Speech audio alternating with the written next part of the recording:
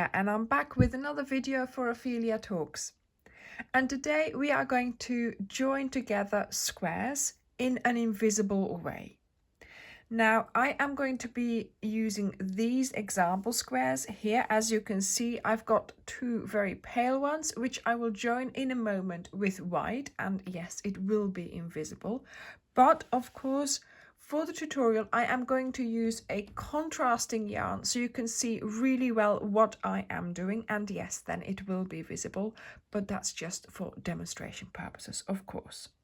So we are not going to be using our crochet hook, but we will be using a darning needle. And of course, you'll need some scissors because you will need to cut off a length of yarn, which is a little bit longer than the length that you are going to be joining. So thread your needle with your piece of yarn, and we are going to be holding the squares together with the bad parts on the outside like this. So the good parts are on the inside, and you are going to start looking for your corner chain space. In there, and in this particular square, I know I have just one chain, so I'm going to try and find the back bump of that chain, and I go under it, and then on the other side I'm going to find the back bump of the chain, and I believe it's this one here.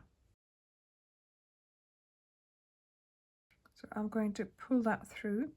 Then you come back to your square that's near you, and you find the third loop of the next stitch, and then you go over to the other square and you find the third loop there, and you keep going back and forth all along your square.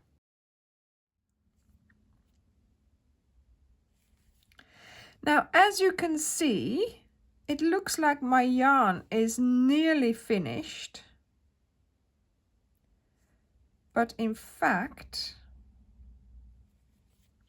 what happens is that you pull it, so hold on to this end so you don't pull that out.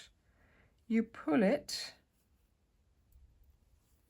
straightening it out, and yeah, this end will move, look.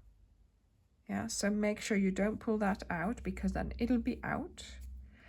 And this is the back, but this is the front. So your two V's will lie adjacent to one another. You will not see that they have been joined, bar of course on the back. But if you were to use a color of one of the two squares, then you wouldn't be able to see how you had joined them. So by the time you get to the other side of the square, find the back bump in the chain space again, and you will be ready to start pulling. There we go, pull it. There we are. And now you turn it over and look at that. It is perfectly joined. Now these chain spaces, you will be using those in the other direction as well, and then your corners will just work out really nice and straight. So doing this join, you don't see it at the front, but here, of course, in my example, you will see it at the back because I have used a contrasting yarn. Okay, so let me now show you what it would look like if we were to use a color that was used in one of the two squares that you are joining here. So I'm going to be joining in white, and I have a white and a hint of silver square, and I'm going to be holding the two wrong sides on the outside, finding in the chain space the back bump, threading that through, then here as well, finding the back bump of that chain and bring it through. Then I am going to be using the third loop of of the stitches to sew my squares together. Finding the third loops.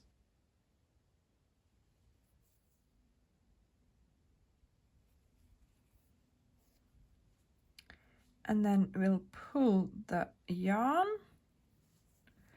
carefully. There we go, this one moved, so I'm not going to pull that anymore.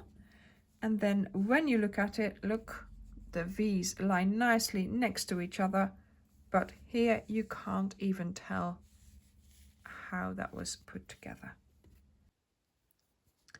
So now I'm going to try, so I've just picked up this one here, so go to the other side. This might not be the third loop, but I think I'm just going to pick that up. And then here I'm going to pick one up like that as well, just so that I know that my corner is going to be closed up. And then you go to the one that you used in the corner here. And then the one that you used in the corner here. So that's those two squares dealt with. Then we need to go over to the other square and just take a good look.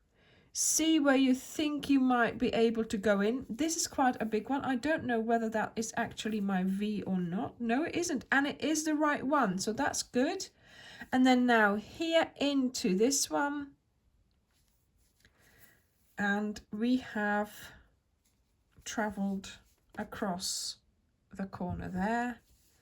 And look, I think that looks okay. And that is what it's going to be looking like.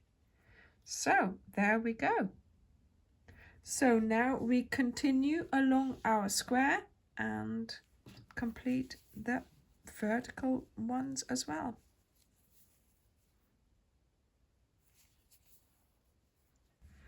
So there you go. I hope you will be able to use this technique for your blankets if you want to join them invisibly.